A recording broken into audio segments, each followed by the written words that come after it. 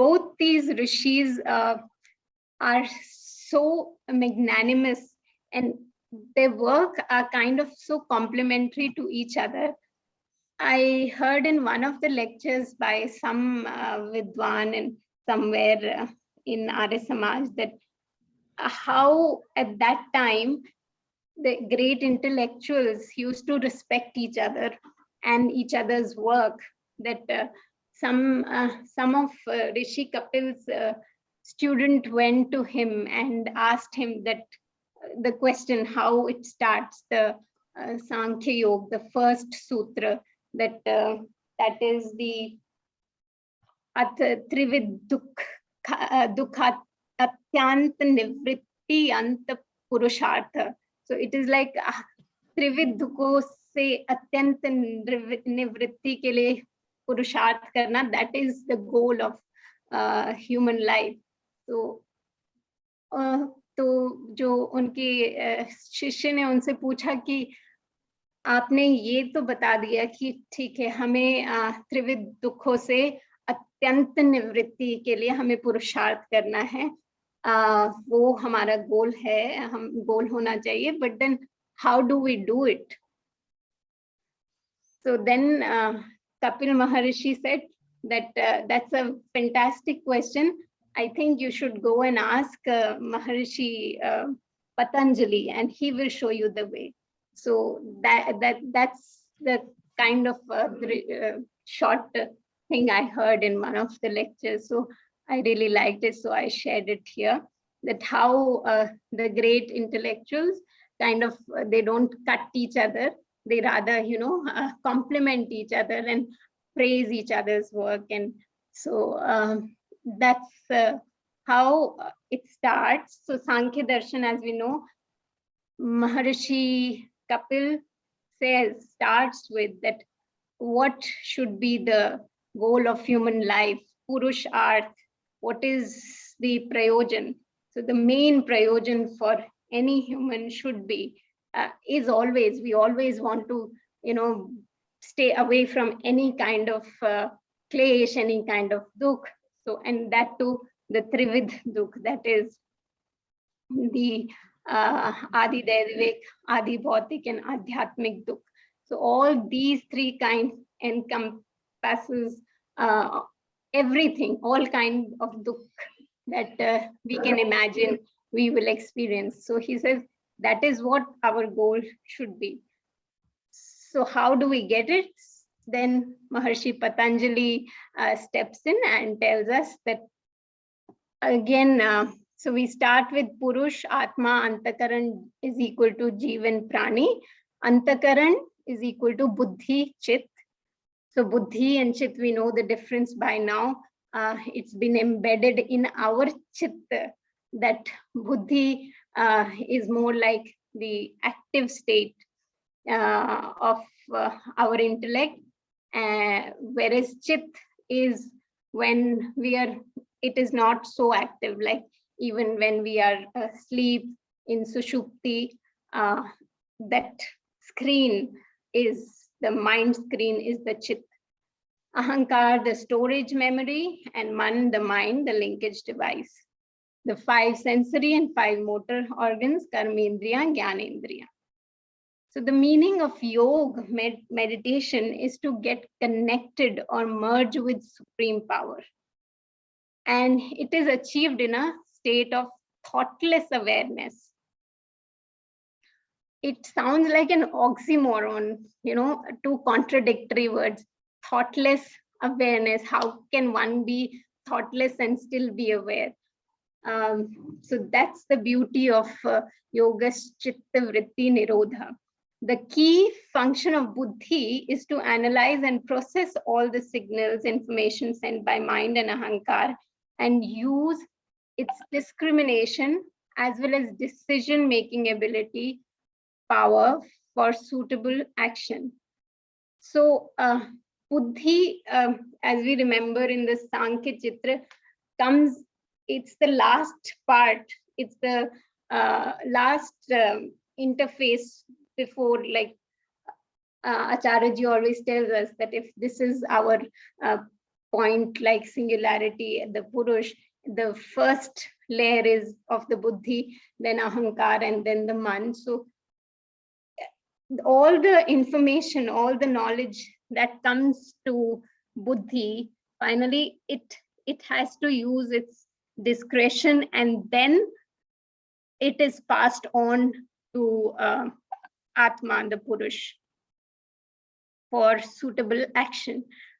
To start the process of yoga, the Purush gives command to Buddhi to stop functioning, thoughtfulness to thoughtlessness.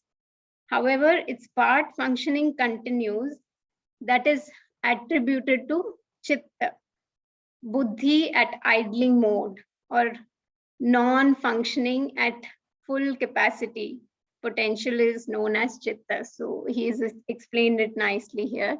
So again, we have to, the first Maharishi Patanjali opens with how should one get into yoga? How do we get into that union with the Supreme?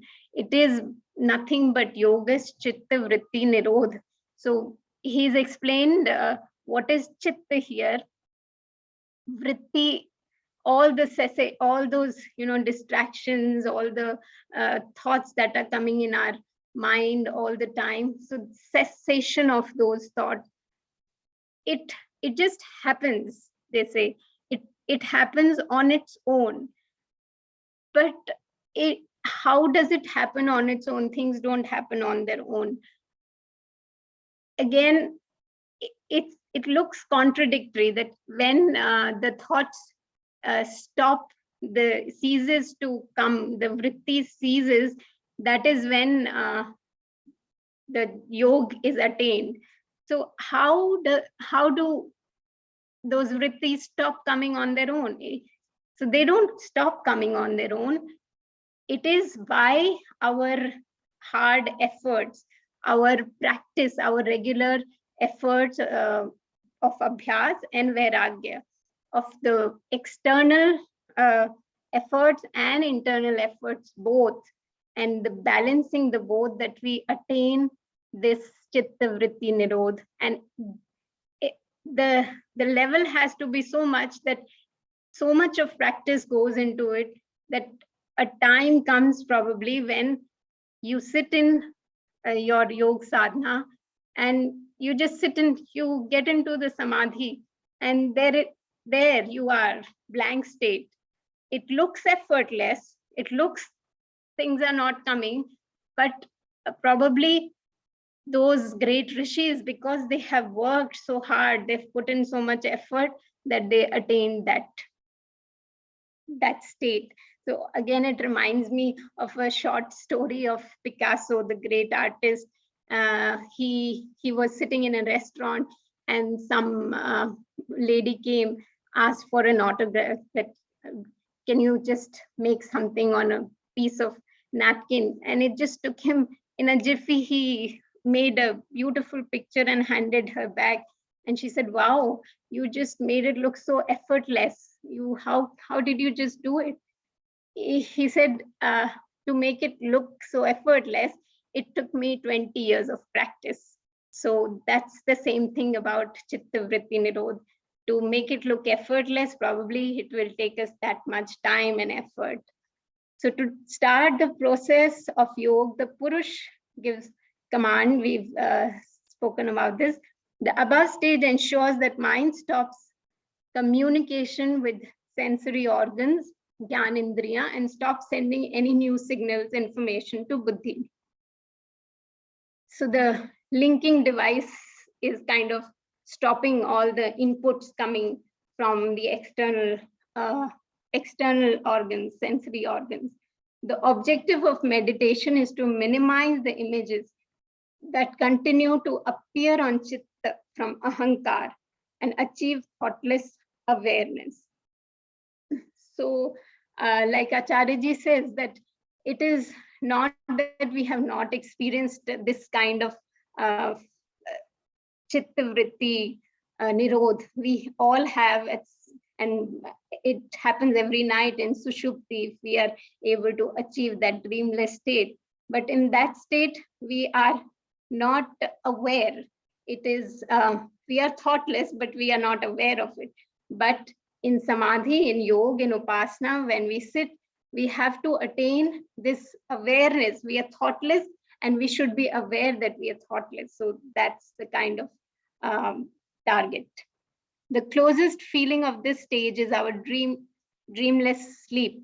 However, it is many times more in terms of pleasure, and we remain aware of our own self.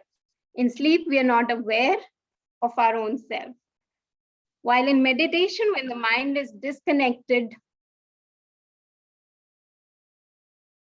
from sensory organs, chitta remains activated and keeps on retrieving images in procession from ahankar. So that is the challenge for most of us. When we sit in meditation, our ahankar is in play, and it keeps displaying, flashing all kinds of images from the memory unit. So the next step of yogi is to place his chitta notionally on one of the chakras, forehead, in between eyebrows, tip of nose, center of chest, or base of the throat. And so this they say is a good and easy way to practice and get your chitra to that ekadra avastha. However, it must be warned that chitta may still continue to acquire fetch images from ahankar, and there would be a danger that images can blow up to become a thought, which is an object of buddhi. So again, from that idling stage, it might go back to the functional mode. So we have to be cautious of that. In such a situation, yogi consciously tries to come back to default stage. So that's where abhyas.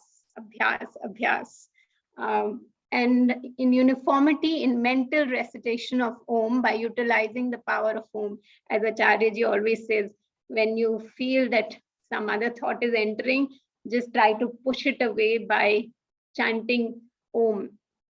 Keep that pratyay of Om and just don't entertain. I mean, like a child, like you kind of assuage your little mind and say, okay, I'm going to talk to you, listen to you, just give me some time. Let me be alone for this much time and I shall get back to you. So then you pacify your mind and it stops throwing those images. The state where only Om remains on our chit is known as mindfulness. And this is the state of dhyan, that is meditation.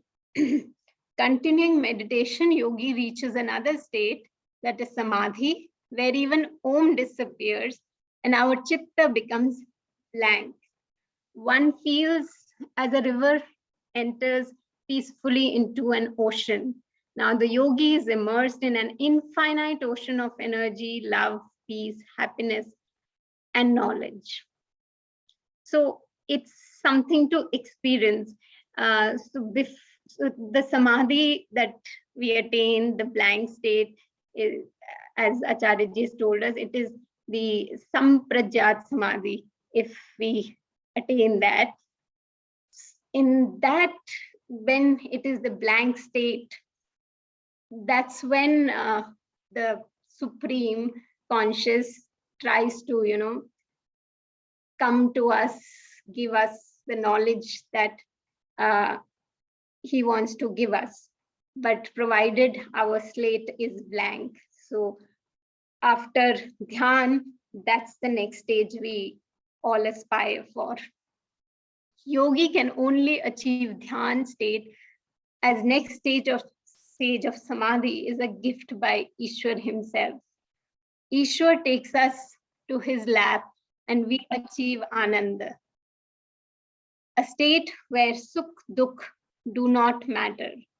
So it is like while we are alive, we kind of taste what moksha is like, because we aspire for moksha because we want to get away from all kind of dukh and taste that anand, that bliss. So Maharshi Patanjali has shown us the way that how we could experience that while even staying in our physical body, yet attaining that state to experience that bliss. So meditation is a journey that we all must start at any time of our life. The benefits and end results are invaluable, and simultaneously being in this journey itself is a great experience and pleasure. As we all practicing Upasana, we all have experienced that in our lives ourselves. We can vouch for that. Meditation timing, once or twice a day. So for children, 5 to 15 years, 3 to 5 minutes, 16 to 24 years, 8 to 10 minutes. Adults from 25 to 40, 15 to 20 minutes, 41 to 50, minimum 24 minutes, and more than 50, 40 minutes to 1 hour. So this is like a minimum prescription for all of us he's given. And finally, concluding notes, I would just say as an experience or I chose this Abhyas Vairagya Sutra because how else could we ever attain this difficult, the most, it looks like the most arduous task to do. Patanjali Rishi has given us that Ashtanga Yoga, and definitely we have to balance everything. We have to balance the Gyan, the Karma, and Upasana, without which we cannot, we cannot attain. How can I sit in Upasana if my yam niyam asan pranayam pratyahar, till that much, if I haven't practiced enough in my life, I haven't disciplined my mind, myself, externally and internally, then it definitely becomes difficult to sit, first of all, and then those flashing thoughts coming, the clutter, the chatter in the mind, stopping that definitely becomes difficult. So when our body is at ease, when our mind is at ease, things fall in place and it becomes easier. So there could be nothing better than these two Darshan Shastra for us mortal beings with Alpajya, really that intellect which is so Alpajya, to understand how to attain and sit in our Supreme Father's lap, which is our Param Purusharth, the main goal. So thank you all for bearing with me, though I didn't do much except going through the articles. And now over to Acharya Harish Ji, if he would like to share something and add to our.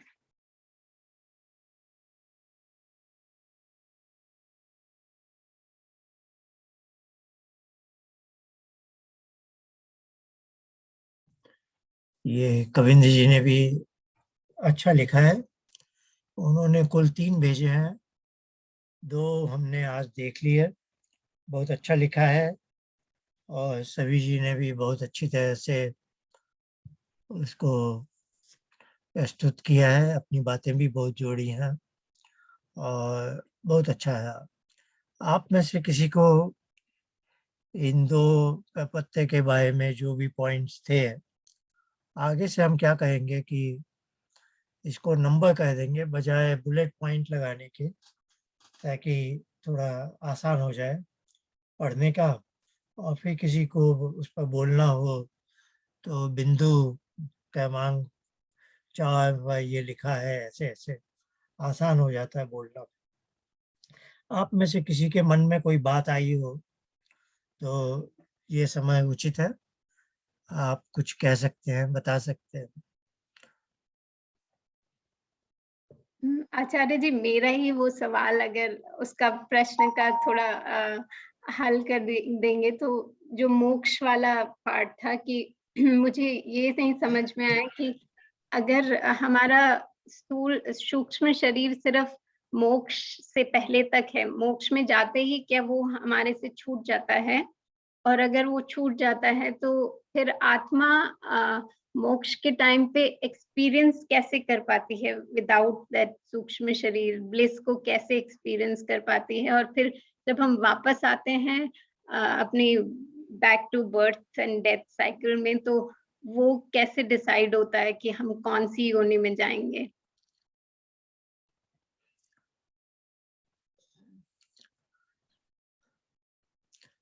अब इसका तो समाधान असल में तो क्या होगा हम नहीं जान सकते, पर दो भाग हैं इस प्रश्न के। ऐसे प्रश्न का तो एक ही भाग है कि मोक्ष के बाद वह पुनः शरीर क्यों, कैसे, क्या मिलता है। पर आपने, और जब वो चल रहा था पहला वाला आइटम, क्लेश वगैरह की बात हुई थी, संस्कार की बात हुई थी, तो जो भी उन्होंने लिखा ठीक है, आपने भी जो कहा ठीक है, और मैं उसके बारे में थोड़ा समय लूंगा, क्योंकि संस्कार में दो तरह के संस्कार हैं। ऐसे संस्कार में पुराना ज्ञान जिसको स्मृति बोलते हैं, पुराना भोग जिसको वासना बोलते हैं, और पुराना कर्म के जो इम्प्रेशंस हैं उसको संस्कार, ये सब समाहित है, इंक्लूडेड है।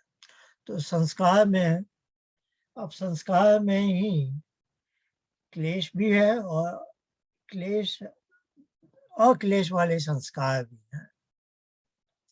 तो आपने जो बीज दग्धवत वाली बात कही थी, तो अभ्यास और वैराग्य का कहा, आपने कहा वैराग्य से क्या है कि हमें राग द्वेष नहीं है, तो अब हम नया क्लेश नहीं बिल्डअप कर रहे हैं, है ना।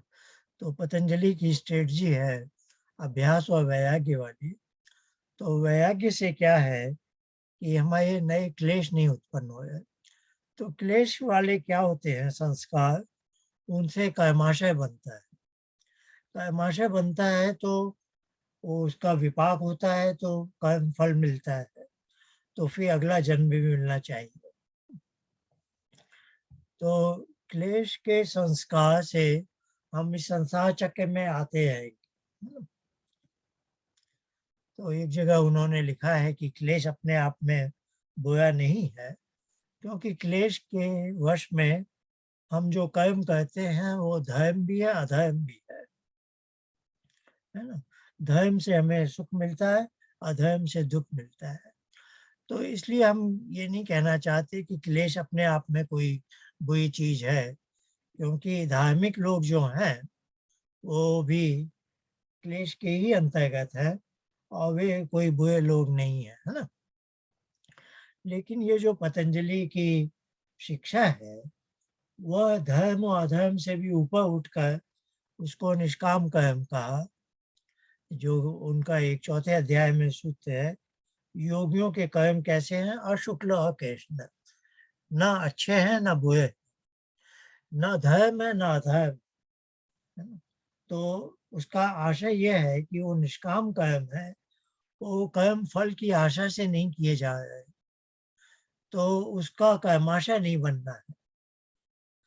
तो आपके वो कर्म जैसे ईश्वर को समर्पित है, ये बात हम बार बार बोलते हैं, लेकिन है भी बड़ी थोड़ी बोझिल और जटिल है, और ये समझना बड़ा आवश्यक है। तो हमने वो 3 माँ और 3 बच्चों का जो उदाहरण दिया था ना, उसको आप समझिए कि पहला बच्चा जो है वो बस माँ के कहने पर काम करता है। दूसरा बच्चा है, माँ ने मिठाई का उसको पुरस्कार देने का वचन दिया तो उसने काम किया। तीसरे बच्चे ने मिठाई पाने के लिए झूठ बोल के बता दिया कि हाँ मैंने कर दिया है और मिठाई ले ली, है ना। तो पहला, दूसरा जो बच्चा है वो भी अच्छा बच्चा है, उसने धर्म किया है, तीसरे बच्चे ने अध्ययन किया है और पहले बच्चे से कोई पूछे तुमने ये काम क्यों किया, तुम्हें तो कुछ नहीं मिला, तो वो कहेगा मेरी माँ ने कहा मैंने कह दिया। उसके निष्काम कर्म है, उसका कर्म उसकी माँ को समर्पित है, उसकी माँ की इच्छा है तो उसकी इच्छा है। तो जो व्यक्ति मनुष्य इस संसार में ऐसे जीवित रहते हैं कि मैं जैसे ईश्वर का पुत्र हूँ, वो मुझसे ये अपेक्षा करता है और मैं ये कर्म कर रहा हूँ। आप समझे ना? तो ये बात हम बार बार लाते हैं क्योंकि यह एक उच्च श्रेणी के व्यक्तियों की बात है जिनके लिए समाधि पाद का है ना, योग का उपदेश है। अब सभी जी ने एक बात कही, मुझे, मैं बोलना भी नहीं चाह रहा हूँ। यदि वो मुझसे अकेले में बोलती तो मैं उन्हें अकेले में ही बोलता, पर अब यहाँ बोल दी है तो मुझे बोलना पड़ रहा है। अब उन्होंने कहा आर्य समाज की किसी विद्वान ने कपिल और पतंजलि वाली बात, तो ये ऐसे ऐसे कहानियां बना के रोचक बनाते हैं लोग। पर आप जानते हैं आर्य समाज में, आप जरा ध्यान है किए, जैसे हम यहाँ भी 10-11 लोग बैठे हैं। अब आज अनिल जी आए नहीं है तो मैंने थोड़ा समय भी सभी जी को एक्स्ट्रा दे दिया कि अनिल जी की कुछ बातें मैं लाना चाहता था, अब वो नहीं है तो मैं नहीं लाऊंगा। तो वो समय भी सभी जी के पास चला गया तो अच्छा हुआ, उन्होंने दोनों उनके राइटअप कर लिए हैं। एक राइटअप बचा है वो हम देखेंगे अगले महीने का। पर मैं कहना चाहता हूँ कि ये हम जो 10-11 लोग बैठे हैं और अनिल जी ने अभी कुछ हमें वो भेजे हैं जो महर्षि दयानंद के वेद भाष्य के छोटे छोटे वाक्य हैं, जिनमें 3 बातें मुख्य हैं, 3 शब्द मुख्य हैं। एक तो है योग शब्द आता है बात, एक आता है उपासना, और कभी कभी आता है एक शब्द विज्ञान, है ना। अब ये तीनों शब्द पूरे संसार में अपना अर्थ खो चुके हैं, ये आप बात ध्यान रखिएगा, है ना। योग का मतलब हठ योग है ना। और जो आर्य समाज में भी मंच में है जहाँ थोड़ी हम आशा कहते हैं, वहां भी ये तीनों शब्द अपने अर्थ खो चुके हैं। मैं ये दावे से कहना चाहता हूँ, आपके अंदर ये थोड़ा स्वाभिमान आना चाहिए कि ये अभी हम जो 10-11 बैठे हैं, और जब हमारे परिवार के और लोग भी आ जाते हैं तो हम 20-22 लोग हो जाते हैं। ये महर्षि दयानंद के बाद ऐसी पहली मीटिंग है जो जिसमें से कुछ लोग योग, उपासना और विज्ञान का अर्थ समझते हैं। ध्यान रखिएगा, आज का आर्य समाज का उपदेशक वर्ग भी इसको नहीं समझ रहा है। वहां भी उपासना क्या है, पूजा हो गई, वर्शिप है। जो प्लेसेज ऑफ वर्शिप है ना, वो भी उपासना स्थल कहलाते है ना। तो वहाँ कोई आरती उतार रहा है, कोई ऊपर नीचे उठक बैठक कर रहा है, कोई कुछ मोमबत्ती लगा के कुछ कर रहा है, जो भी कर रहा है वो सब उपासना मानी जाती है ना। वो सब उपासना है। और विज्ञान तो साइंस माना जाता है, विज्ञान को तो साइंस मानते हैं सब। और यहाँ क्या है, योग का मतलब है पतंजलि के योग, जो हमने इस पाठ्यक्रम में कवर किया है वो है योग। और योग से, ये सभी जी का एक प्रश्न मेरे पास बहुत पहले से पड़ा हुआ है, योग और उपासना वाला, पर वही है, योग एक विधि है जिसकी परिणति है उपासना में। जब हम प्रभु की गोद में पहुंच गए वो है उपासना। योग एक रास्ता है जिससे हम वहां पहुंचते हैं, है ना।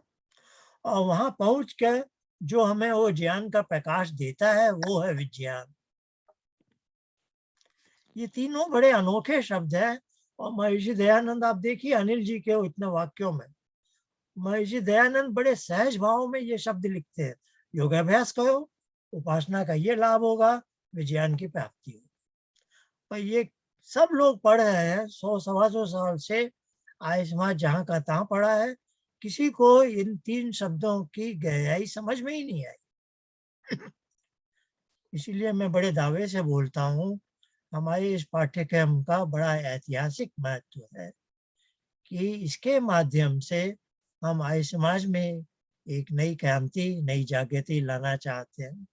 और आप देखें, आसान नहीं है, बहुत कम लोग इसमें रुचि ले हैं, बहुत कम लोग। अभी हमने फिर शुरू किया, अगले सप्ताह से 19 जनवरी से शुरू होगा हिंदी वाला, और आपकी बार 22 से मैं अंग्रेजी का भी पहली बार, और बहुत अच्छा वो नहीं आया है ना, लोग रुचि नहीं ले रहे, क्योंकि एक आर्य समाजी समझता है मैं तो एकदम ऊपर पहुंच चुका हूँ। उसे ये समझ में ही नहीं आया है कि उपासना एक अलग चीज है जो उसे नहीं मालूम है और उसे जाननी चाहिए। वो समझ ही नहीं पाया, उसके एकदम जैसे जैसे पत्थर पत्थर काला पर्दा लग गया आंखों के सामने, आप कितना ही बोले उसे समझ में नहीं आता है ना। तो ये बड़ी विचित्र स्थिति। तो मैंने ये कहा, उन्होंने कहा, एक विद्वान आए समाज में आए और उन्होंने ऐसे ऐसे कहा कि ऋषि कपिल ने कहा तथे विदुखा अत्यंत निवृत्ति अत्यंत पुरुषा, कि उनके किसी शिष्य, अब किस शिष्य ने क्या पूछा, कहाँ उसका उल्लेख है, ये मनगढ़ंत बात कुछ बोल दी। ये बात सही है, कभी कोई ऋषि ने दूसरे ऋषि की बात काटी नहीं, सबने एक दूसरे का सम्मान किया, क्योंकि ऋषि वही है जो उच्च सत्य को पाकर लिखते हैं।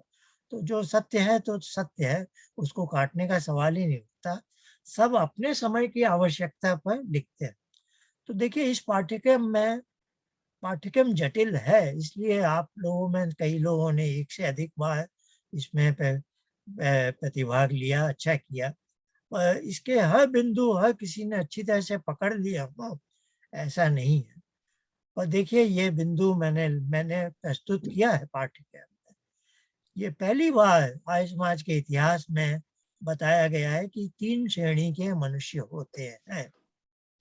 नहीं तो अभी तक आर्य समाज के किसी लिटरेचर में मैंने ये बात नहीं देखी है। किसी ने योग दर्शन की व्याख्या में ये लिखा ही नहीं है कि पतंजलि का योग दर्शन 3 श्रेणी के मनुष्यों के लिए, योग क्रिया योग अष्टांग, किसी ने कुछ नहीं लिखा है। ये सब बड़ी हालत बहुत खराब है। और जब देखिए ये बात मैंने कही थी तो मैंने ध्यान से सुनी, अब मैं जो अगला वाक्य बोलने वाला हूँ।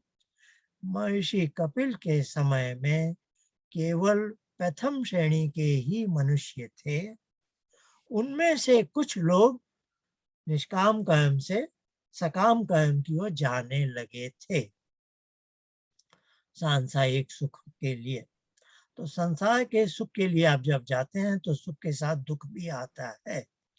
तो उन्होंने अत्यंत दुख निवृत्ति से लिए कहा कि तुम उच्च श्रेणी में ही हो, और उच्च श्रेणी के लिए जो अभ्यास और वैराग्य, देखिए योग का उपदेश कपिल ने दिया है पूरा,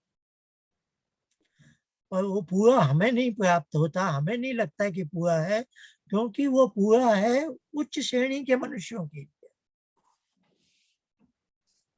आप समझे ना, वो उच्च श्रेणी के मनुष्यों के लिए, जिसके लिए महर्षि पतंजलि ने समाधिपाद का उपदेश दिया है, वो वाला उपदेश कपिल के सांख्य में है।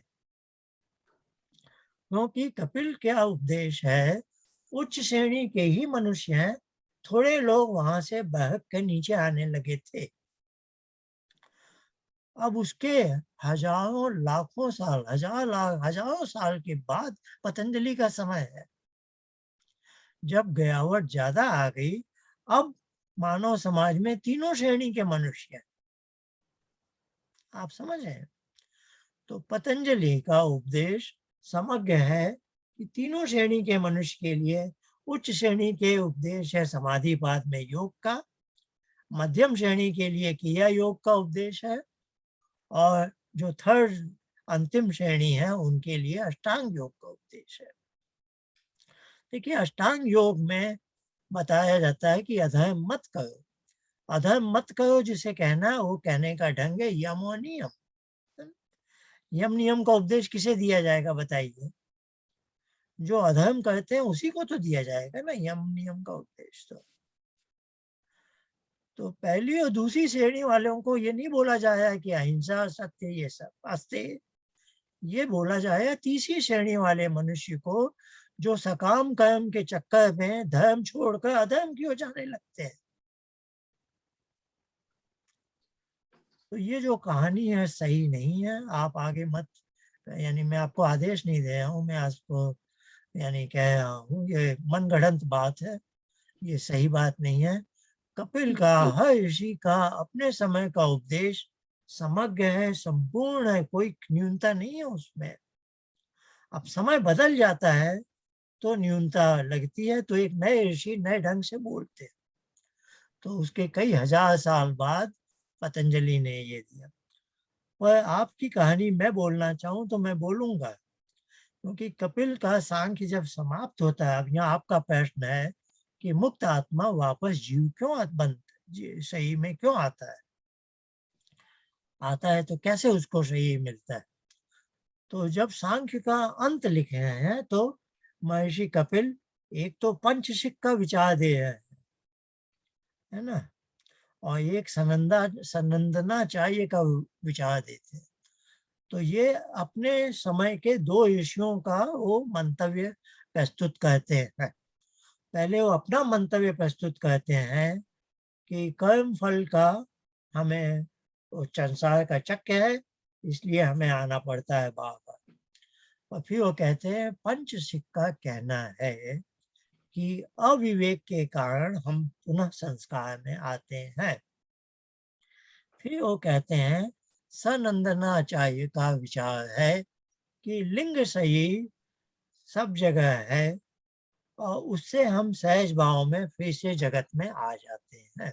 अब ये दार्शनिक बातें हैं, मैंने संक्षेप में तो कही है उस समय, ये प्रश्नोत्तर काल में आया है अपने पाठ्यक्रम में, पर ये थोड़ा वैसे विषय है कि, और कपिल ने अपने ढंग से इसका वो उत्तर दिया है।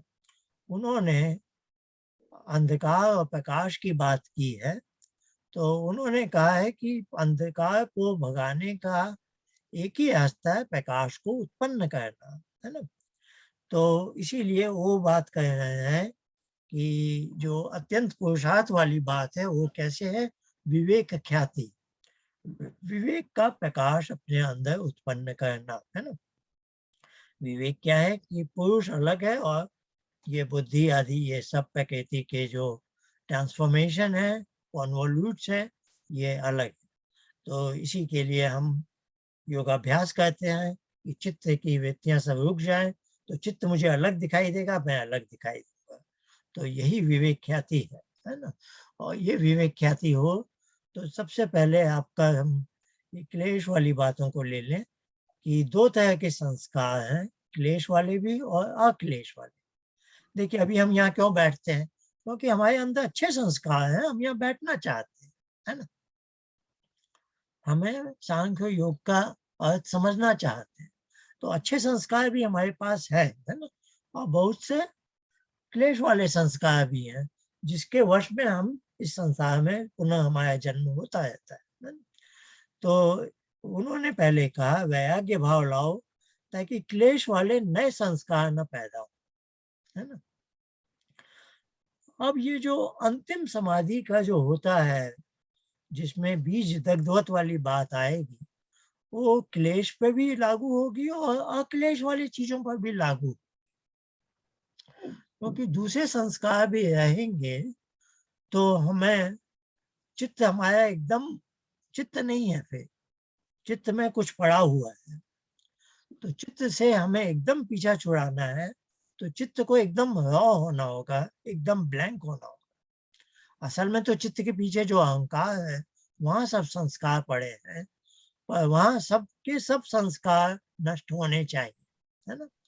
तो क्लेश वाले पहले नष्ट किए जाते हैं और बाद में दूसरे भी किए, फिर बाद में वो चित्त भी अपने आप जहां से आया था वहां चला जाता है, जो आपने कहा ना त्रिगुणात्मक है।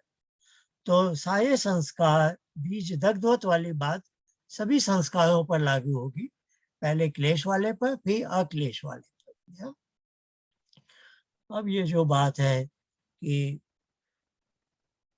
जो मुक्त जीव है वो वापस आता है तो कैसे आता है, तो इधर कपिल ने बड़ा अच्छा कहा है कि हम नहीं जानते कि क्यों वापस आता है, पर इसको एक बात है इसको प्रकाश और अंधकार की भाषा में देखें तो अंधकार क्यों उत्पन्न होता है, यह प्रश्न अपने आप में सही नहीं है।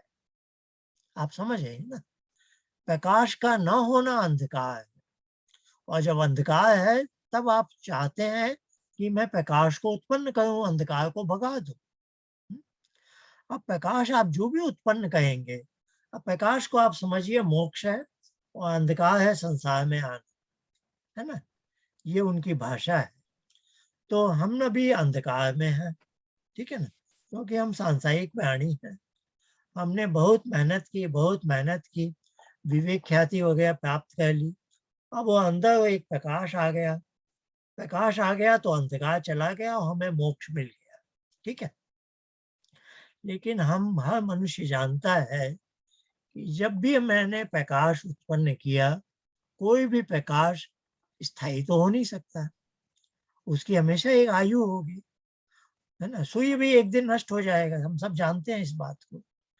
तो ऋषि का ये कहना है कि प्रकाश के बाद अंधकार क्यों आया, ये प्रश्न अपने आप में सही नहीं है, क्योंकि प्रकाश का कोई भी स्रोत एक समय के बाद वो धूमिल हो जाएगा, फिर अंधकार हो ही जाएगा।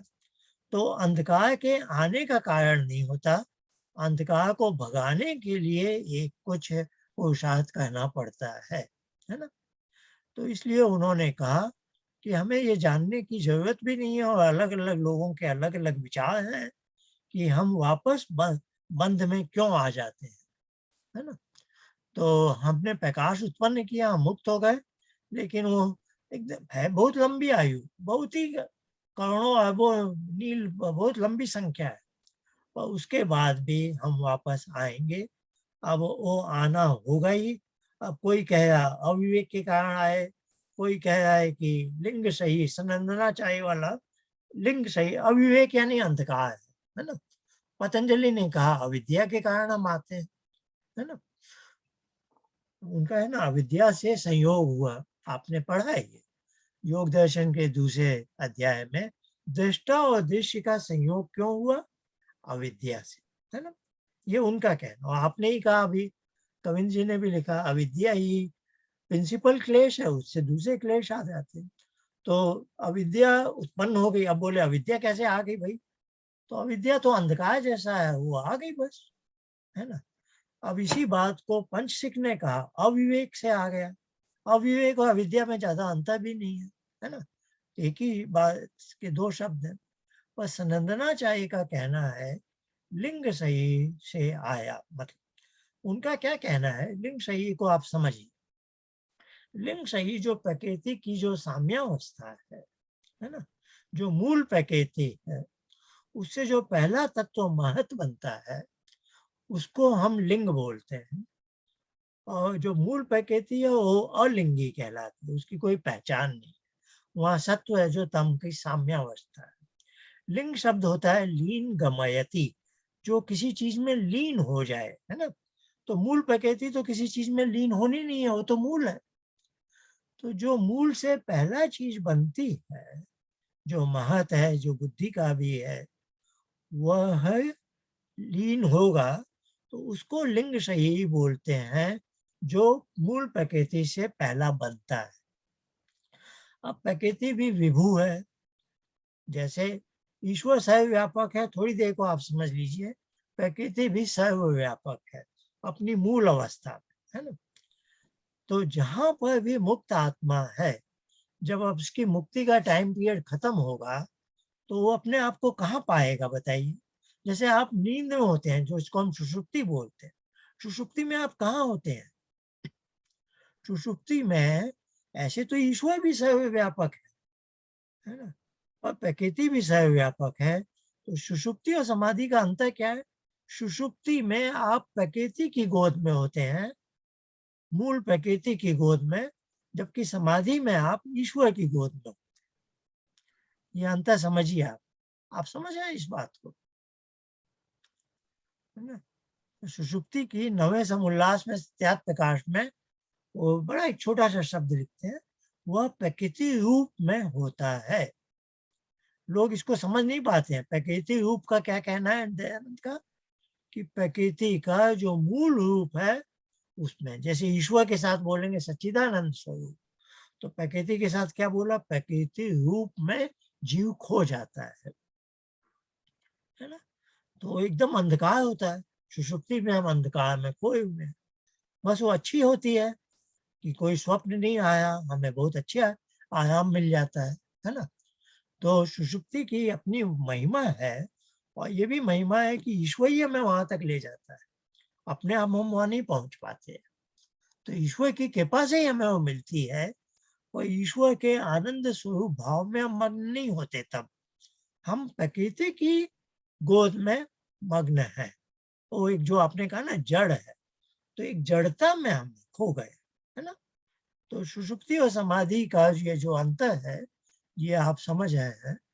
तो सनंदनाचार्य का कहना है कि यदि आप ईश्वर की गोद में नहीं हो तो प्रकृति की गोद में, सीधी सी बात है।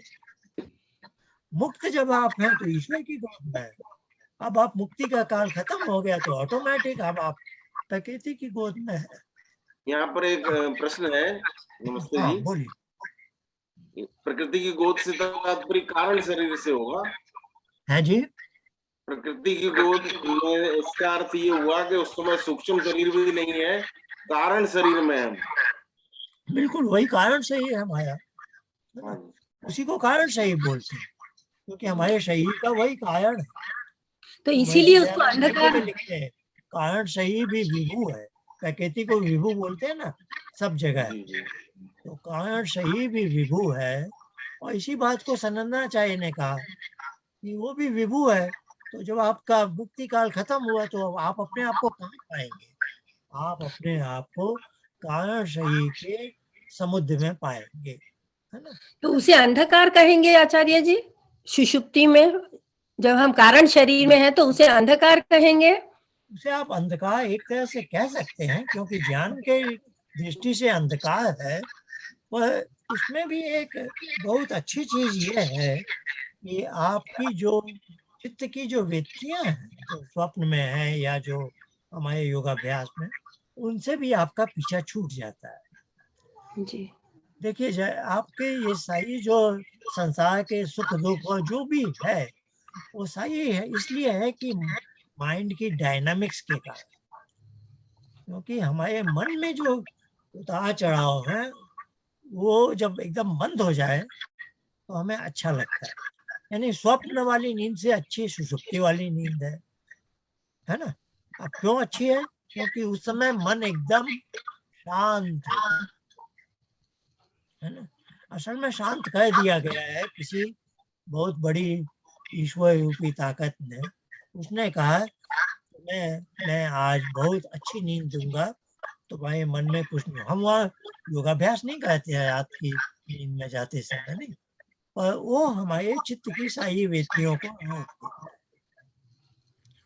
वो कुछ ऐसा कह देता है कि हमारे चित्त की सारी हलचल रुक जाती। जिस दिन आपको गाढ़ी नींद का आनंद, आनंद सब तो नहीं बोलूंगा मैं, जिस दिन गाढ़ी नींद का आपको सुख मिला हो, वो आपको अच्छा ही लगता है, तो ये ईश्वर की कृपा से हुआ। उसने क्या किया कि आपके चित्त की सारी हलचल एकदम रोक दी। उसके पास तो ताकत है ना भाई। वो एक जैसे मंच पर पर्दे पर बहुत कुछ आता है, उसने ऐसा ब्लैकआउट कर दिया, ये काला पर्दा लगा दिया कि आपके लिए अब संसार में जैसे कुछ भी नहीं है ना। ये एक प्रश्न और था, मुक्ति के समय कारण शरीर का ये सुषुप्ति को समझना बहुत आवश्यक है, क्योंकि सुषुप्ति को पाते हुए ही हम समाधि को पा सकते हैं, है ना। यानी प्रश्न ये है, मुक्ति के समय कारण शरीर का क्या स्थिति रहती है मुक्ति में, मोक्ष मुक्ति काल के, में? हाँ फिर से बोलिएगा। मोक्ष काल में कारण शरीर की क्या स्थिति रहती है? मोक्ष का कारण सही है। देखिए जो हाँ जी। ये दो है ना, इसीलिए हम बोलते हैं ये को एग्जिस्टिंग नवीन जी कंटिन्यूम। के 2 डिवाइस है शायद। देखिए ये जो बैटरी डाउन हुआ है, चार्जर लगाया हूँ मैं, 1 मिनट में। हाँ, ये हमने कहा ना, ये दो चीजें आप ऐसे मान लीजिए, ईश्वर और प्रकृति जो सर्वव्यापक है। ऐसे सर्वव्यापक शब्द हम प्रकृति के साथ नहीं जोड़ते, प्रकृति के साथ बोला जाता है विभु, पर थोड़ी देर के लिए ऐसा मान लीजिए। और हम जो जीवात्मा हैं वो एक लोकलाइज्ड पॉइंट लाइक सिंगुलैरिटी, एक पॉइंट है ना। और जैसे भी सभी जी ने कहा, 3 नित्य पदार्थ माने जाते हैं, तो ईश्वर, जीव और प्रकृति, है ना। तो ईश्वर अनंत है, प्रकृति भी अनंत है, थोड़ी देर के लिए माने, स्ट्रिक्टली स्पीकिंग अनंत नहीं है, क्योंकि कोई ईश्वर उससे भी ज्यादा अनंत है तो प्रकृति कम अनंत है ना। ये एक थ्योरेटिकल बात कही जाती है। और जीवात्मा जो है, हम एक पॉइंट लाइक सिंगुलैरिटी है, हम इनफाइनाइट हैं, बहुत सारे लोग जीवात्मा। अब ये जो 2 इकाइयां हैं, ईश्वर और प्रकृति, इसको आप थोड़ी देर ऐसे मानिए जो को एग्जिस्टिंग कंटिन्यूआ है ना। फ्लूइड डायनामिक्स में हम लोग कंटिन्यूम मैकेनिक्स की बात करते हैं। एक होमोजेनस चीज है जो सब जगह फैली हुई है ना। अब 2 चीज कैसे एक साथ फैल जाती है, ये एक प्रश्न उठता है सामान्य व्यक्ति में। तो इसका समाधान बोला जाता है, प्रकृति सूक्ष्म है, ईश्वर सूक्ष्माति सूक्ष्म है ना, उससे भी ज्यादा सूक्ष्म है। तो ईश्वर प्रकृति के अंदर भी है। जैसे जल में वायु प्रवेश कर जाता है ना, तो वायु उससे ज्यादा सूक्ष्म है। तो जहाँ जल है वहाँ वायु भी है, लेकिन जहाँ बहुत जगह है जहाँ वायु है वहाँ जल नहीं होगा, है ना। पर जल जहाँ है वहाँ वायु भी होगा। थोड़ी ये समझाने के लिए बात है। अब जब है तो जहाँ भी मैं हूँ वहाँ दोनों कंटिन्यूआ है, प्रकृति भी है और ईश्वर भी। आप समझ रहे हैं। अब मैं यदि प्रकृति के कंटिन्यूम में खो गया तो वह हुई सुषुप्ति, और मैं ईश्वर के कंटिन्यूम में खो गया हूँ तो वो हो गई समाधि, उपासना उसकी गोद में पहुंच। ये सीधी। पर यहाँ पर एक रहस्य ये है कि मैं अपनी इच्छा से इन कंटिन्यूम में नहीं जा सकता, क्योंकि इन में से किसी भी कंटिन्यूम में जाने की एक प्रीरिक्विजिट है, एक शर्त है कि अपने माइंड से डिस्कनेक्ट होना, है ना। माइंड भी प्रकृति से बना है, पर थोड़ी देर के लिए हम माइंड से ऐसे कनेक्टेड हैं क्योंकि हम बद्ध जीव हैं, हम अपने चित्त को देखते रहते हैं हमेशा। अब यह ईश्वर का एक वरदान है कि बचपन से वह हमें सुषुप्ति में ले जाता है। तो जब हमारी आंखें बंद हैं, हम सोए हुए होते हैं, वो ऐसा कुछ कर देता है कि चित्त की सारी हलचल रोक देता है, या बीच में घना पर्दा लगा देता है, जो भी उसका मेथड है हम नहीं जानते, और हमें वो सुषुप्ति में ले जाता है। ठीक है। और इस आयु में हमें शायद कम हो जाता है, लेकिन यदा कदा भी हमें मिल जाती है। अब एक दूसरा ढंग है, जब हम बैठकर जो हम ध्यान उपासना में सीखना चाह रहे हैं, हम उसे अर्जित करना चाह रहे हैं। सुषुप्ति हमें डिफॉल्ट में मिली हुई है बचपन से, और हमने अपना जीवन बिगाड़ दिया है, तो कम होते जाती है, कम होते जाती है, कम होते जाती है। बचपन में अधिक मिल रही थी, है ना। एक समय ऐसा भी आता है, इंसोम्निया भी हो जाता है लोगों को, है ना। पर जो व्यक्ति ध्यान उपासना में जाना चाहते हैं, हम कहना चाहते हैं ना कि सुषुप्ति को आप महत्व दीजिए, अपनी नींद अच्छी रखिए, और सुषुप्ति को प्राप्त करने का यत्न कीजिए, है ना। क्योंकि सुषुप्ति ही आपको ईश्वर नहीं दे रहा है तो समाधि क्या देगा वो। ये तो डिफॉल्ट वाली चीज थी ना। तो सुषुप्ति के अधिकारी आप बने रहिए, और फिर ध्यान उपासना के अभ्यास से समाधि के अधिकारी बनिए। और जैसे आज अपने फिर देखा कविंद जी का कि ध्यान से समाधि ईश्वर ले जाएगा, है ना। तो आप उसका जप कर रहे हैं, आप उस पर इतने तन्मय हैं कि कोई और चीज का ध्यान ही नहीं आया। तो फिर ऐसे ऐसे अभ्यास करते करते एक तो वैराग्य हुआ, ये अभ्यास हो गया। इस अभ्यास से आपको कभी कभी, और मेरे ख्याल से आप में से हर किसी को क्षण 2 क्षण 1 सेकंड 10 सेकंड 20 सेकंड समाधि मिली है आपको, मिली हो, है ना, जब सभी चीजों से आप पए थे, है ना, और केवल सेल्फ अवेयरनेस थी, है ना। तो उनका एक शब्द आया था ना, थॉटलेस अवेयरनेस। तो सभी जी ने अच्छा कहा, कंट्राडिक्टरी लगता है लेकिन सही। तो थॉट शब्द तो वहां हम आया, हम कहेंगे वो बुद्धि की दिशा में ले जाया, तो थॉटलेस के बदले हम कहेंगे इमेजलेस भी, है ना, यानी कोई भी चित्त की वृत्ति नहीं, लेकिन अवेयरनेस है ना। सुषुप्ति में अवेयरनेस भी नहीं होती है ना। तो सुषुप्ति और समाधि में यह अंतर है कि सुषुप्ति में आपकी चित्तवृत्ति सब गायब है, आप जब उठ के आए जगे तब आपको लगा बहुत अच्छा है। समाधि में क्या है, रियल टाइम आपको लगेगा कुछ अच्छा हो रहा है ना, वो रियल टाइम आपको उसकी अनुभूति होगी, है ना। पर क्या होगी वो सब आपको थोड़ा देखना होगा, धीरे धीरे आपको ही अपना वो बनना होगा और उसको प्राप्त करना होगा। तो चलिए, ये बहुत हम लोग इस पाठ्यक्रम में बहुत सारे विषय उठते हैं, कुछ बहुत बहुत छोटा सा 1-2 वाक्य में बोल पाता हूँ, पर जहाँ जहाँ व्याख्या की जरूरत पड़ती है हम इस ढंग से आगे चर्चा करते हैं। और किसी का कोई प्रश्न है?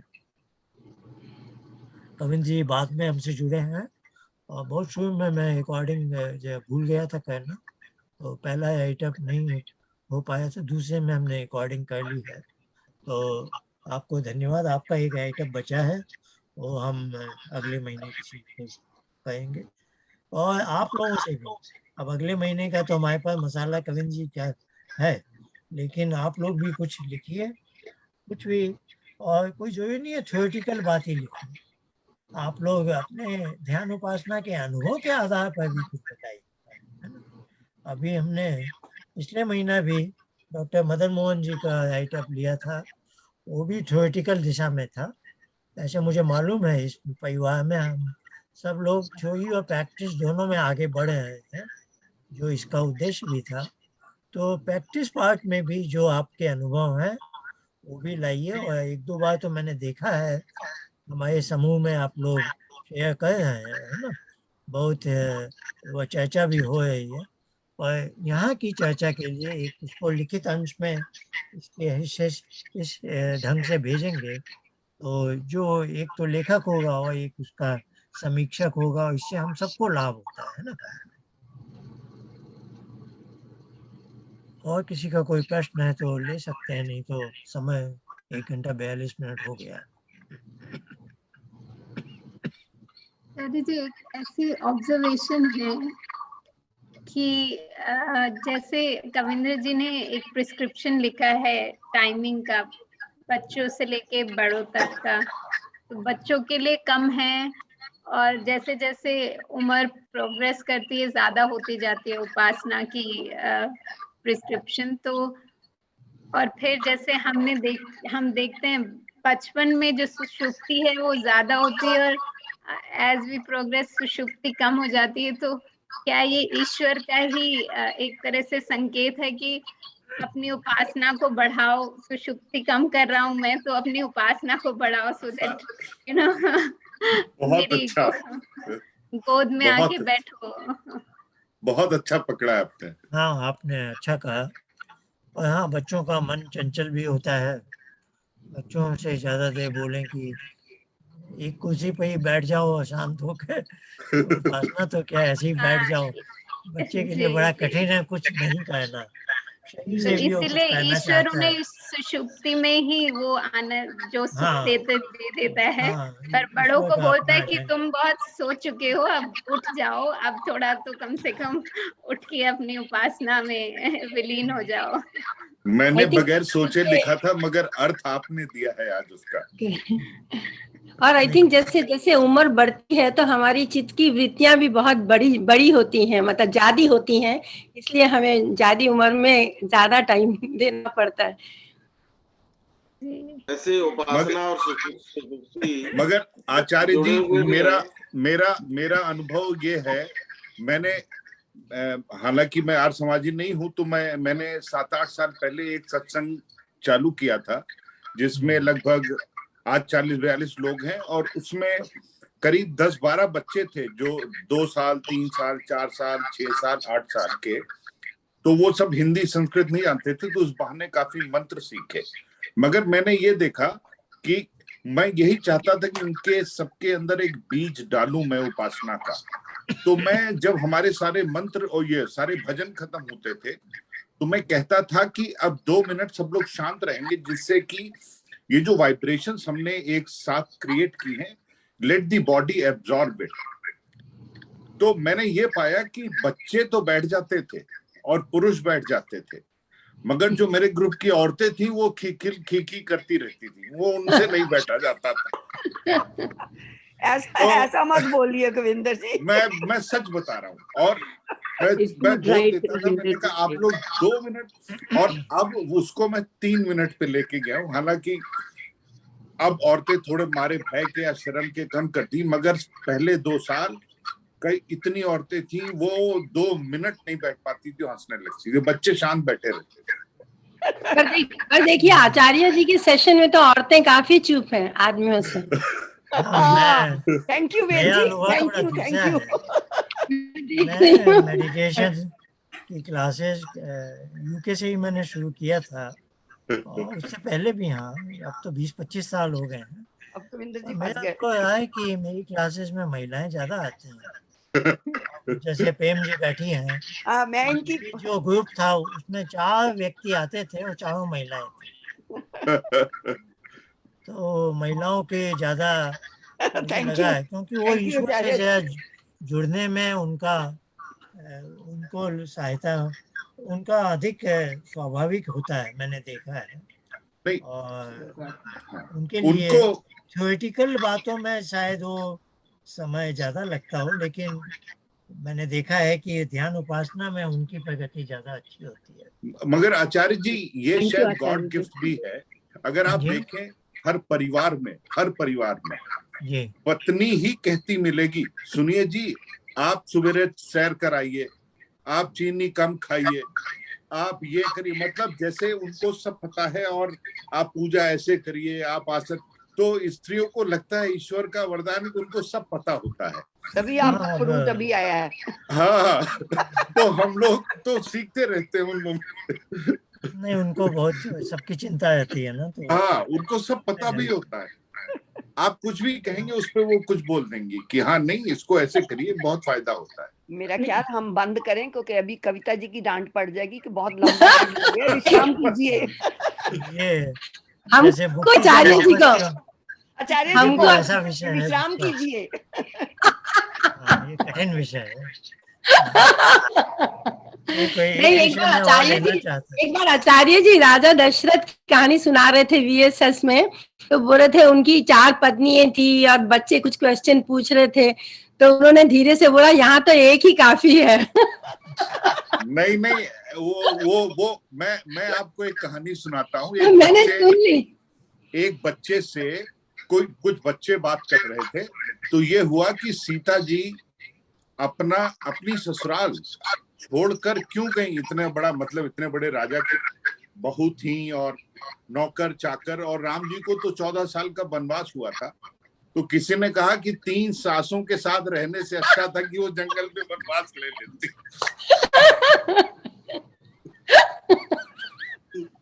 ठीक है, अब वेद जी हम नहीं सुनेंगे, हम सासें बन चुके हैं। देखो सासें बन के ही जो है ना असली अवेयरनेस होती है, इंसान WHOLE बनता है, फ्रॉम HOLE टू WHOLE, बस that is the final test of a woman. ठीक है, राइट नहीं, मैं हमने जैसे थोड़ा मैंने संकेत दिया, अगले सप्ताह से ध्यान उपासना का 2 नए कोर्स करना है हमें। तो हिंदी वाले कोर्स के लिए देवेंद्र जी ने थोड़ी जिम्मेवारी ली है, तो ये अगले सप्ताह बुधवार से शुरू हुआ है। देवेंद्र जी आपके सामने कुछ मिनट बोलेंगे, बताएंगे इसके बारे में। पहले तो है आप सबको इसका प्रचार खूब करना चाहिए। मुझे लगता है प्रचार कम हुआ है और बहुत अधिक प्रचार की जरूरत है। अभी भी 7-8 दिन है, तो आप लोग जो भी आपके माध्यम है और अधिक प्रविष्टियां आनी चाहिए हमारे। ठीक। हाँ देवेंद्र जी कुछ बताइए। नमस्ते, नमस्ते, धन्यवाद आचार्य जी। सभी को नमस्ते। मैं बस 2-3 बिंदु आपके सामने रखना चाहता था।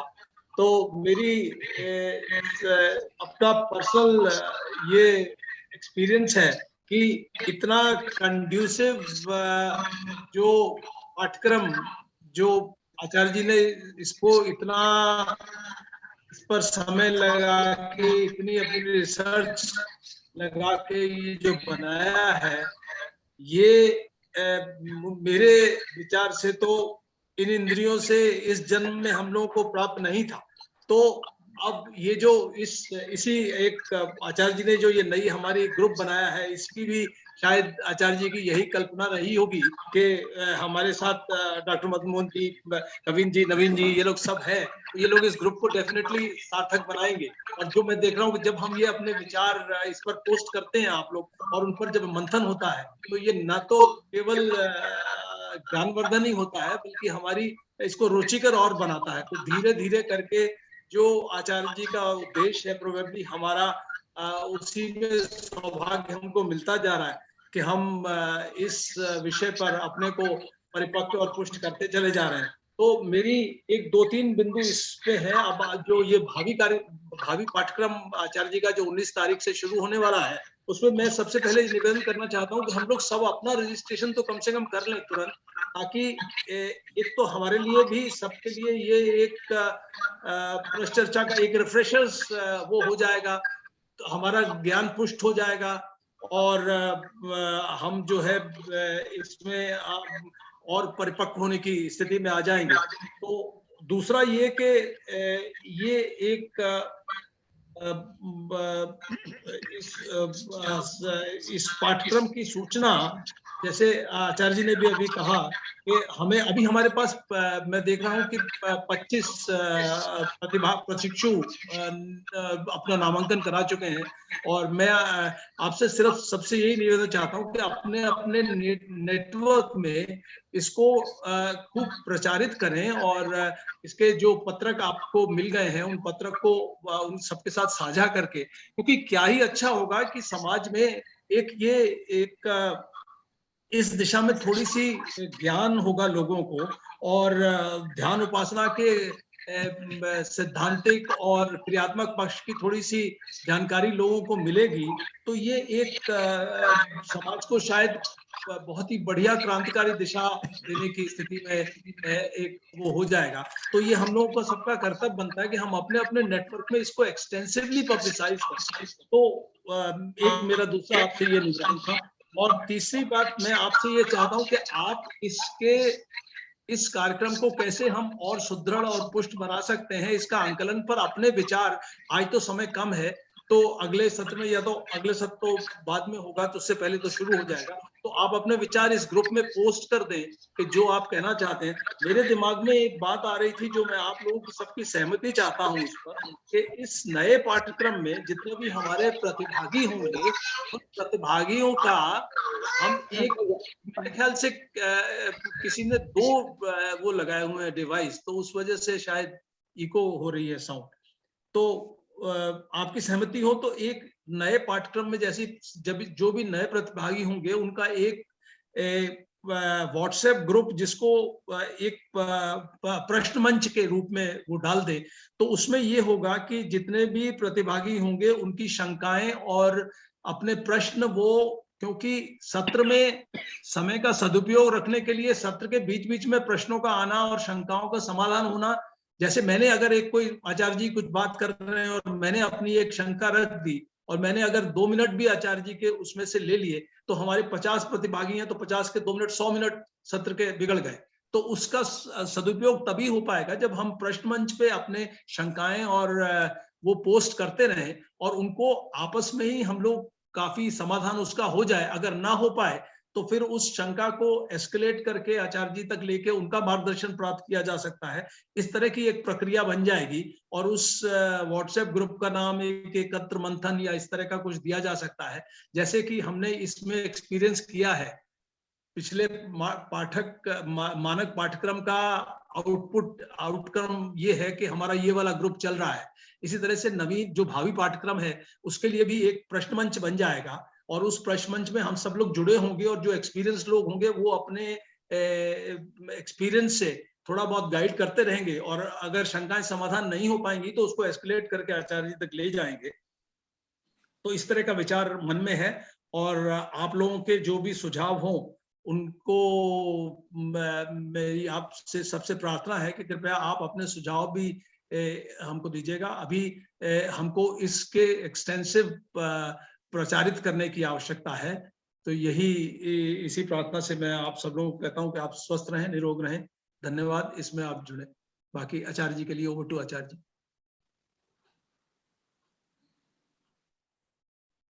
प्रचार के लिए थोड़े और वाइडर सर्कल्स में हमें जाना चाहिए। मतलब अपना अपना नेटवर्क तो है, लेकिन कुछ हंड्रेड्स तक होगा, उसमें भी फिर कोई डायरेक्ट कांटेक्ट नहीं होता समझिए। तो जैसे प्रेम बत्रा जी आर्य समाज में जाती हैं तो वहां पर कुछ पोस्टर्स लगे हैं, ऐसे करके मास स्केल में अगर मार्केटिंग हो तो ज्यादा। एग्जाम्पल दे रही हूँ, मतलब मुझे। हाँ जी, हाँ जी। आर्य समाज में ठीक है, मैं बिल्कुल इसका प्रयत्न करूंगी। मैंने किया भी है, मैंने अपने जानने वालों को सभी को बताया है, और पर उन बस इतना ही कह के उनको छोड़ा है कि आप कीजिए, मैं बहुत इम्प्रेस्ड हूँ, मेरे को आपको करना चाहिए। तो पर इसको मैं फिर करूंगी। हाँ ठीक है, बिल्कुल, काफी लोगों को जितना आर्य समाजियों को जानते हैं। तो मेरा प्रश्न था कि क्या हम दोनों में करेंगे तो आपको ये तो नहीं लगेगा कि आचार्य जी मैंने इंग्लिश में अपना रजिस्ट्रेशन किया है और मगर हिंदी में भी कर सकती हूँ? जी हाँ, जी हाँ। अच्छा, थैंक यू। नहीं, करना चाहिए ही, क्योंकि इसको भी हिंदी का अपना एक खास रस से आपको, या कुछ चीजें ऐसी, कुछ भावात्मक चीजें ऐसी होती हैं जो हिंदी में हमारे मस्तिष्क में ठीक से एसिमुलेट करती में है। ज्यादा और एक जाती मेरा है। निवेदन ये है, एक मेरा प्रेमी ये निवेदन है कि इसमें नॉट नेसेसरीली आर्य समाज एक डेफिनेट चीज है, बिकॉज ये this is a wider subject to be covered. So इसके लिए कोई एक आर्य समाज का मंच होना या आर्य समाजी सोच होना आवश्यक नहीं है। बिल्कुल बिल्कुल बिल्कुल। वो ये तो तो बिल्कुल, मानव लेकिन मात्र कई की लोग जो आर्य समाज से रिलेटेड मतलब लाइक जाते आते हैं तो वो इजी अप्रोच भी है। सारे ऑर्गेनाइजेशंस कर सकते हैं, लेकिन जहाँ जाते हैं मोस्टली वहां पर तो होना ही चाहिए। और जहाँ इतनी मिसअंडरस्टैंडिंग्स इस बेसिक चीजों की है तो वहां भी बहुत जरूरी है, ऐसे मैं समझती हूँ कि वेद जी ठीक कहा आपने। मैं बिल्कुल अभी इसके बारे में प्रयत्न करूंगी। मैंने वाकई मैं गिल्टी हूँ, मैंने अभी इतना नहीं किया है। कुछ लोगों को, अपने जानने वालों को 2-4 को बोला है, तो पर इसके व्हाट्सएप से भेजिए। और मैं भी व्हाट्सएप से यहाँ के जो भी आर्य समाज, मैं भी यहाँ से भेजाऊंगी, पर हमारा कोई ऐसा सेटअप नहीं है आर्य समाज का सच। तो कुछ कंफ्यूजन भी हैं उनके पास, but I will do my best. ठीक है Ved ji, thank you very much for जो फेसबुक पर है, वो फेसबुक पर है, वो फेसबुक का भी जो चीजें आपके पास सुलभ है, फोन से जो परिचित लोग हैं, जैसा अभी कहा ना कि ये आर्य समाजियों के लिए नहीं है, ये मानव मात्र के भले के लिए चीज है। हर किसी के जीवन में सार्थकता आएगी, जीवन में सुखमय बनेगा। सभी दृष्टि से लगता है कि उसका विकास होगा व्यक्ति का, है ना। उस भावना से सब इससे लाभान्वित हो सकते हैं। बिल्कुल बिल्कुल। हम लोगों में से जो भी नई बात लोगों में से क्या मैं पता चली है कि जैसे इस पाठ्यक्रम के 2 बार कहने से हमने ये परिवार बनाया है, जिसमें जिसको ध्यान उपासना, ईश्वर उपासना में रुचि है, वो सब हम जुड़े हैं एक तरह से। अब हम आगे ये सोच सकते हैं कि अब की बार हम सबसे पूछ रहे हैं कि आपका, पहले भी हमने पूछा था कि निवास का स्थान क्या है सबसे। तो अब जैसे आप 15-20 लोग हैं इस परिवार में जो अधिक सक्रिय हैं, आप कोई आ गया में, कोई बैंगलोर, दिल्ली, जहाँ जहाँ है, कोई इंग्लैंड है, कोई अमेरिका है। अब जो नए प्रतिभागी आएंगे तो हम उनके एक छोटे-छोटे ग्रुप बना सकते हैं। इन्होंने नाम लिया है वेस्ट मंच या जैसा भी नाम तो देख लेंगे बाद में। तो उससे क्या है कि एक जैसे आगरा का चैप्टर हो गया, एक अजमेर का चैप्टर हो गया, एक बेंगलोर का चैप्टर। तो उसमें 1-2 लोग तो वो हो गए जो हमसे पहले से जुड़े हैं, वो मॉडरेटर बन सकते हैं। तो इस तरह से मैं पिरामिड स्ट्रक्चर को बड़ा बनाना है ना हमें। तो ये हमारे लेवल पर ये पिरामिड तो चलता है, लेकिन आप अपने अपने स्तर पर भी एक छोटा सा समूह बना सकते हैं, जिसमें आपने भी एक महीने का एक दिन चुन लिया और कोई ऐसे ऐसे। तो अब जो ये पाठ्यक्रम आगे चलेंगे उससे हमें कुछ और नए प्रतिभागी मिल सकते हैं, जिससे हम छोटे छोटे अन्य समूह बना सकते हैं, जिनकी जिम्मेवारी आप में से कोई लोग लेंगे, है ना। तो इस तरह से आप सोच सकते हैं। तो हमें आगे बढ़ना है हर दृष्टि से, है ना। चलिए, आज का समय हो गया काफी। कोई बहुत छोटा सा अंतिम प्रश्न हो तो एक ले सकते हैं, नहीं तो मैं अंतिम एक निवेदन करना चाहता हूँ आचार्य जी कि हम लोगों में से जो भी कोई फेसबुक, ट्विटर, टेलीग्राम या उसमें जैसे तकनीकी में कोई कुशाग्र हो, तो वो अपनी स्वेच्छा से हमें थोड़ा सा इसमें सहयोग करें और हमें आगे बढ़ के बताएं कि किस तरह से इसको ट्विटर पर या फेसबुक पर हम किस तरह से इसको अपने पत्रक को किस तरह से बना के उसको डालें और इस तरह का एक स्ट्रक्चर बना के, तो that will help us out. मैं स्वयं तो ज्यादा जानता नहीं है सब, और देखिए आप में से कोई बता सके, या हमारे कुछ युवा सदस्य भी हैं जो आज नहीं है ज्यादा, तो शायद बाद में फिर से आप पूछिएगा तो, और हमें नए रास्ते तो खोजने होंगे आगे बढ़ने की। अच्छा जी, आप सबको फिर से धन्यवाद, और अगले महीने फिर मिलेंगे। धन्यवाद। नमस्ते जी, धन्यवाद। नमस्ते सबको। नमस्ते। नमस्ते आचार्य जी, धन्यवाद। धन्यवाद सावी जी, धन्यवाद आपका भी। और कविंदर जी, आपने भी बहुत अच्छा लिखा। सावी जी ने बहुत ब्यूटीफुल प्रेजेंट किया। धन्यवाद। मैंने तो सिर्फ सालवी जी ने अच्छी मेहनत करी, सालवी जी को बहुत बहुत बधाई। बहुत अच्छा, बहुत ही अच्छा था, बहुत ही अच्छा था। Very very lucky to have you people in our and doctor साहब कविंद्र जी का इतना सेल्फ एक्सप्लेनेटरी था ना, तो कुछ उसमें ना कुछ जोड़ घटा करने का कोई स्कोप ही नहीं था। और मुझे अगली बार कुछ प्राण के बारे में जानना है, जो आपने प्राण का डॉक्टर साहब शुरू किया है ना, सिस्टम के प्राण वायु, और वो मेरे को पूरी तरह पल्ले नहीं पड़ा। मैंने अभी बोली कुछ नहीं, मैंने कहा मैं अपना थोड़ी सी स्टडी कर लूं फिर क्वेश्चन पूछूंगी। बट आई लाइक दैट प्राण का जो आपने लास्ट टाइम मैसेजेस 2-3 आए हैं। हाँ जी, मैं आपको गूगल की एक भेजता हूँ, इस पे मैंने भी अभी थोड़े दिन पहले ये 5 प्राण पे मुझे भी लगा कि सीखना, और बहुत अच्छा एक्सप्लेनेशन एक साइट पे। ये बहुत ही इनका अच्छा था, जहां उन्होंने कहा है कि आप ही ने कहा है कि सूत्र आत्मा वायु। I want to know about the what is how come this comes. ये मुझे कर रहा है, दिमाग खराब कर रहा है कि कैसे वायु कैसे आती है, ये भगवान है क्या है, you know. Yeah, thank you very much. Yes, definitely. भेजना मुझे। हाँ जी, thank you. Okay, Saavi, thank you. नमस्ते। नमस्ते। धन्यवाद। धन्यवाद बहुत बहुत। Thank you.